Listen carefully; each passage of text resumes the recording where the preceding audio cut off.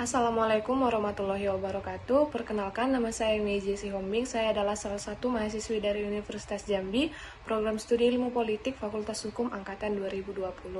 Nah, adapun tujuan saya membuat video ini adalah untuk menjelaskan sedikit progres dari hasil penelitian kami di mata kuliah metode penelitian kuantitatif. Nah, adapun judul yang kami angkat yaitu dampak kenaikan bahan-bahan pokok terhadap mahasiswa. Nah, sebelum saya menjelaskan secara rinci mengenai bagian-bagian daripada penelitian ini, yang pertama sekali saya akan menjelaskan pengertian dari apa sih bahan pokok itu. Pengertian dari bahan pokok itu sendiri itu apa sih?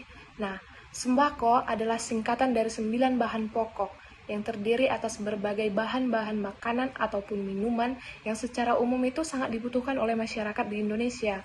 Nah, tanpa sembako, kehidupan rakyat Indonesia tentunya akan terganggu karena sembako itu merupakan salah satu kebutuhan yang sangat pokok atau utama sehari-hari yang wajib dijual bebas di pasar.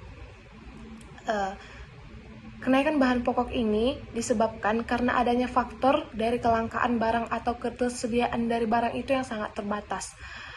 Oke, di sini kita akan masuk kepada rumusan masalah.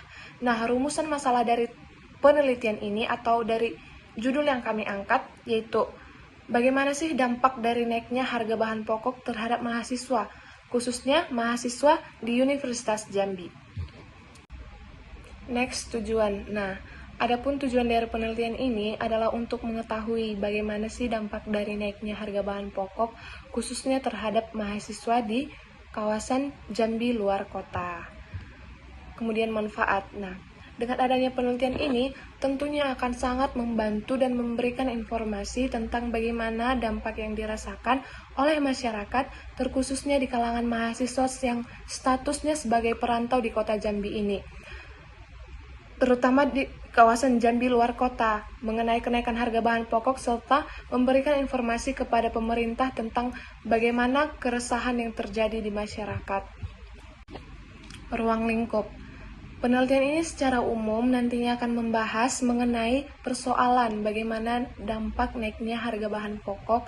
Namun, secara spesifik, penelitian ini akan memfokuskan pembahasannya di wilayah Provinsi Jambi sebagai objek kajian. Dalam melihat bagaimana dampak yang dirasakan masyarakat, khususnya mahasiswa terhadap naiknya harga bahan pokok.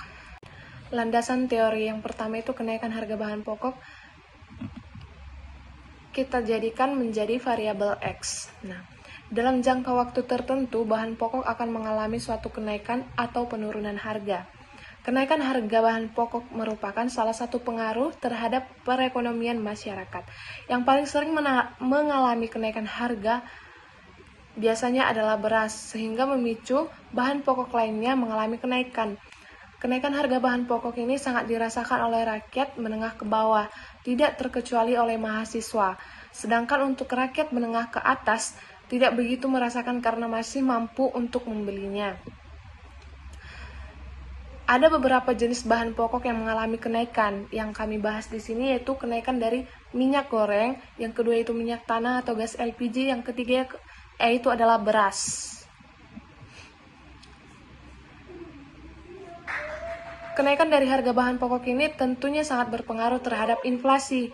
Nah, pengertian dari inflasi adalah suatu proses meningkatnya harga-harga secara umum dan terus-menerus.